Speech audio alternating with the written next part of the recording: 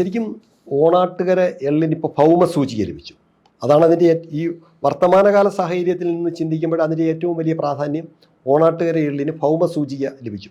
വളരെ അപൂർവം കാർഷികോൽപ്പന്നങ്ങൾക്കാണ് അങ്ങനെ ലഭിച്ചിട്ടുള്ളത്. അതിലൊരു ഉൽപ്പന്നമാണ് ഓണാട്ടുകര എള്ള്. എന്താണ് ഓണാട്ടുകര എള്ളിൻ്റെ പ്രത്യേകത എന്ന് പറഞ്ഞാൽ, ഈ ഓണാട്ടുകര എള്ള് ഇന്ത്യയുടെ പല ഭാഗത്തും എള്ള് കൃഷി ചെയ്യുന്നുണ്ടെങ്കിലും ഏറ്റവും കൂടുതൽ ഗുണമേന്മയാർന്ന ഔഷധ സമ്പൂർണമായ എള്ള് എന്ന് അടയാളപ്പെടുത്തുന്നത് ഓണാട്ടുകര എള്ളാണ്. അതൊരു പക്ഷേ ഈ നമ്മുടെ മണ്ണിൻ്റെ തനിമയും പ്രത്യേകതയുമാണ്. ഇപ്പം ഒരു കാർഷിക വിളയുടെ അതിൻ്റെ പ്രാമാണികത, അതിൻ്റെ നന്മ, അതിൻ്റെ ഈ എല്ലാ ഗുണങ്ങളും ചേർന്ന് വരുന്നത് മണ്ണൂടെ ചേരുമ്പോഴാണ്. ആ മണ്ണിൽ അത് വളരുന്നത് കൊണ്ടുകൂടിയാണ്. മണ്ണും കാലാവസ്ഥയുമായി ചേർന്നാണ് ആ ഗുണങ്ങളെ നമ്മൾ കാണേണ്ടത്. അപ്പോൾ ഇവിടെ ഓണാട്ടുകര എള്ളിൻ്റെ ഒരു ഏറ്റവും വലിയ സവിശേഷത എന്ന് പറയുന്നത് അതിൻ്റെ എണ്ണവാശി കൂടുതലാണ്. അതായത് വേറെ ഏത് പ്രദേശത്തെ എള്ളാട്ടുന്നതിനേക്കാൾ കൂടുതൽ എണ്ണ നമുക്ക് കിട്ടുന്നു. ഏറ്റവും നല്ല ഒരുപക്ഷെ ഈ ഓണാട്ടുകര എള്ളിൻ്റെ എണ്ണ തേച്ച് സ്ത്രീകൾക്ക് ഈ നല്ല കാർകൂന്തൽ ഉണ്ടാകുവാൻ, നല്ല മുടിയഴകുണ്ടാകുവാൻ ഓണാട്ടുകര എള്ളിൻ്റെ എണ്ണ തേക്കാനാണ് പറയുന്നത്. പിന്നെ മാത്രമല്ല, ഓണാട്ടുകര എള്ളിൻ്റെ മറ്റൊരു സവിശേഷത, ഇപ്പോൾ പുതിയ ആധുനിക കാലത്ത് നിന്ന് നമ്മൾ ചിന്തിക്കുമ്പോൾ ഈ ആൻറ്റി ഓക്സിഡൻസ് ഏറ്റവും കൂടുതൽ, ഇപ്പം ക്യാൻസർ അടക്കമുള്ള രോഗങ്ങളെ പ്രതിരോധിക്കുന്ന ആൻറ്റി ഓക്സിഡൻസ് ഏറ്റവും കൂടുതൽ അടങ്ങിയിട്ടുള്ള ഒരു എള്ള ഏതാണെന്ന് ചോദിച്ചാൽ അത് ഓണാട്ടുകര എള്ളാണ്. മാത്രമല്ല ജീവകങ്ങളാലും ധാതുക്കളാലും വളരെ സമ്പുഷ്ടവും പോഷകസമ്പന്നവുമാണ്. ഇതിലെല്ലാം ഉപരി ഇപ്പോൾ എന്നെപ്പോലുള്ള ഒരാൾ എന്താണ് ഓണാട്ടുകര എള്ളിൻ്റെ പ്രത്യേകതയെന്ന് എന്നോട് ഒറ്റ വാക്കിൽ ചോദിച്ചാൽ ഞാൻ പറയും അതിൻ്റെ ഒരു സ്വാദ്. ഇപ്പോൾ എൻ്റെയൊക്കെ വീട്ടിൽ എള്ള് കൃഷി ചെയ്യുന്നുണ്ട്. അപ്പോൾ എള്ള് കൃഷി ചെയ്ത് എള്ള് വിളവെടുത്ത് കൊണ്ടുവന്ന് കഴിഞ്ഞാൽ, ഇപ്പോൾ എള്ള് കുടഞ്ഞ് അതിന് ആദ്യമായിട്ട് പച്ച എള്ള് ഇങ്ങനെ എടുത്തിട്ട് അത് നമ്മൾ മരം കൊണ്ടുള്ള ഉരലുണ്ട്. ഇന്നിപ്പം നമുക്കതൊന്നും പറഞ്ഞാൽ എത്ര പേർക്ക് മനസ്സിലാവും എന്ന് എനിക്കറിയത്തില്ല. മരം കൊണ്ടുണ്ടാക്കിയിട്ടുള്ള ഒലക്ക, ഈ ഉരലിനകത്തേക്ക് ഈ പച്ച എള്ള് ഇട്ടിട്ട് അതിൻ്റെ കൂടെ കുറച്ച് ശർക്കര, കരിപ്പെട്ടിയാണ് ശർക്കരയ്ക്ക് പകരം കരിപ്പെട്ടി, നല്ല തൊടുവട്ടി കരിപ്പെട്ടി, അതിൻ്റെ കൂടെ കുറച്ച് തേങ്ങ ചിരകിയതും ഇട്ടിട്ട് ഇത് ഈ കല്ലുരലിട്ട് ഇടിച്ചെടുക്കും. അപ്പോൾ അതിന് എള്ളിടിച്ചത് എന്നാണ് നമ്മൾ പറയുന്നത്. എന്നിട്ട് വേണമെങ്കിൽ അത് നമുക്കിങ്ങനെ കൈകൊണ്ട് എള്ള് ഉണ്ടയാക്കിയെടുക്കാം. ഏറ്റവും രുചിദായകമായി താങ്കൾ കഴിച്ചിട്ടുള്ളൊരു പലഹാരത്തെക്കുറിച്ച് പറയാമോ എന്നോട് ചോദിച്ചാൽ ഞാൻ പറയും എള്ളിടിച്ചതാണ് എന്ന് പറയും. കാരണം അത്രമാത്രം അതിന് രുചിയാണ്. അത് നമ്മുടെ നാവിൽ നിന്ന് അതിൻ്റെ ഇപ്പോഴും എൻ്റെ നാവിൽ എൻ്റെ വെള്ള ഊറുകയാണ് അതിൻ്റെ ഒരു സ്വാദിനെക്കുറിച്ച് പറയുമ്പോൾ. അത്ര നല്ലതാണ്. മാത്രമല്ല, ഒപ്പം ഈ പണ്ടൊക്കെ ഈ ആർത്തവ സംബന്ധമായ പ്രശ്നങ്ങൾ ഉണ്ടാകുമ്പോൾ, ഏതെങ്കിലും തകരാറുകളൊക്കെ ഉണ്ടാകുമ്പോൾ പെൺകുട്ടികൾക്ക് ഈ എള്ള് കൊടുക്കും, എള്ളിടിച്ചു കൊടുക്കും. കാരണം അത് ആ ഒരു തകരാറ് പരിഹരിക്കാൻ ഒരു മരുന്ന് പോലെ അത് പ്രയോജനപ്പെടുന്നതാണ്. പിന്നെ ഇതിൻ്റെ ഇല താളി പോലല്ലേ, നമുക്ക് എള്ള് കൈകാര്യം ചെയ്യുന്നവർക്കറിയാം. എള്ളിൻ്റെ ഇല കുടയുകയൊക്കെ ചെയ്ത് കഴിഞ്ഞാൽ നമ്മുടെ കയ്യിൽ ഈ നമ്മൾ ഏതെങ്കിലും തരത്തിലുള്ള ഈ ഡിറ്റർജൻസ് കഴുകുന്ന പോലെ നമുക്കത് കിളുകിള എന്നുള്ള ഒരു രീതിയിലാണ് അതിരിക്കുന്നത്. ഇതിലെല്ലാം ഉപരി ഏറ്റവും നല്ല ഒരു ലൂബ്രിക്കൻ്റാണ്. ഇപ്പോൾ ഓണാട്ടുകരയിലെ കെട്ടുത്സവങ്ങളുടെ നാട് കൂടിയാണ് ഓണാട്ടുകര. കെട്ടുകാഴ്ചകളുടെ നാടാണ്.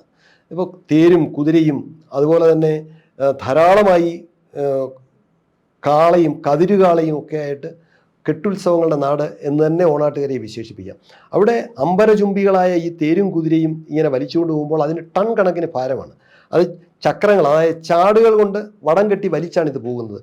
നൂറുകണക്കിന് ആളുകൾ ചേർന്ന് വലിച്ചാൽ മാത്രമേ ഇത് ഒരു ഇഞ്ച് മുന്നോട്ട് നീങ്ങൂ. അത്രമാത്രം ഭാരമാണ്. ഈ തടി കൊണ്ടാണല്ലോ ഇത് ഉണ്ടാക്കുന്നത്.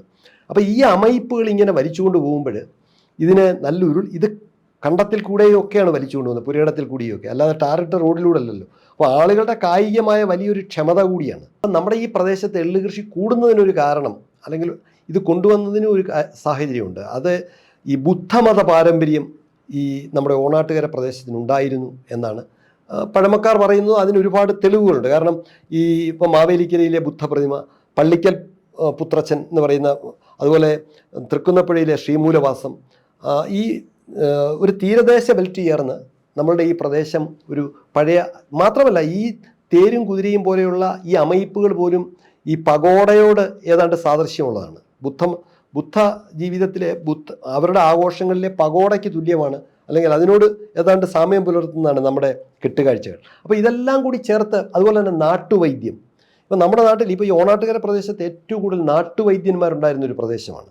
പരമ്പരാഗത വൈദ്യന്മാർ, അവരുടെ ഒരു ചികിത്സാക്രമം തന്നെ ഉണ്ടായിരുന്നു. അപ്പോൾ ഇതെല്ലാം ഒരു ബുദ്ധ പാരമ്പര്യത്തിൻ്റെ നീക്കിബാക്കിയാണ് എന്നാണ് നമുക്ക് വിശ്വസിക്കാവുന്ന. ശരിക്കും പറഞ്ഞാൽ ആ കാര്യത്തിൽ തന്നെ ഒരു ഗവേഷണം ആവശ്യമാണ്. ഏതെങ്കിലും ഗവേഷണ വിദ്യാർത്ഥികൾക്ക് കൃത്യമായി ഓണാട്ടുകാരുടെ ബുദ്ധ പാരമ്പര്യം ഒരു വിഷയമാക്കാവുന്നതാണ്. അതിൽ ഈ എള്ളുമൊക്കെ കൃത്യമായി കടന്നു വരും. മാത്രമല്ല, എള്ളിന് വേറൊരു സവിശേഷത കൂടിയുണ്ട്. എള്ള് ശരിക്കും ഓണാട്ടുകാരെ കുറിച്ച് പറയുമ്പോൾ 2 പൂവിൽ നെല്ലും 1 പൂവിൽ എള്ളും എന്നാണ്. 3 കൃഷിയാണ് നെൽവയലുകളിൽ നമ്മുടെ വിരിപ്പ് പാടശേഖരങ്ങളിൽ നടക്കുന്നത്.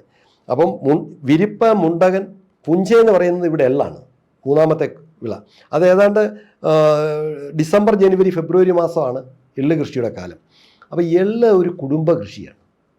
കാരണം അവിടെ കൂലിക്കാളിനെ നിർത്തി പണം കൊടുത്തല്ല അതിൻ്റെ ഒരു ജോലിയും ചെയ്യുന്നത്. കച്ചിക്കുറ്റി പെറുക്കുക, നിലം വൃത്തിയാക്കുക, എള്ള് വിതയ്ക്കുക, എള്ളിന് ഇട ഇളയ്ക്കുക, എള്ള് പറിക്കുക.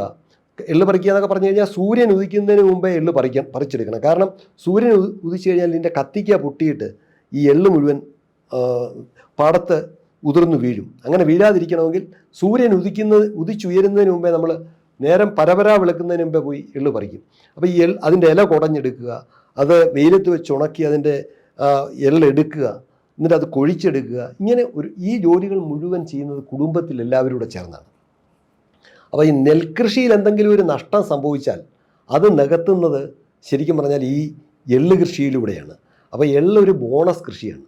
ശരിക്കും അതൊരു കുടുംബ കൃഷിയാണ്, ഒരു ബോണസ് കൃഷിയാണ്. അതാണ് എള്ളിൻ്റെ ഒരു വലിയ പ്രത്യേകത. കുടുംബ കൃഷിയുടെ ഏറ്റവും ഉദാത്തമായ ഉദാഹരണമാണ് എള്ള് കൃഷി.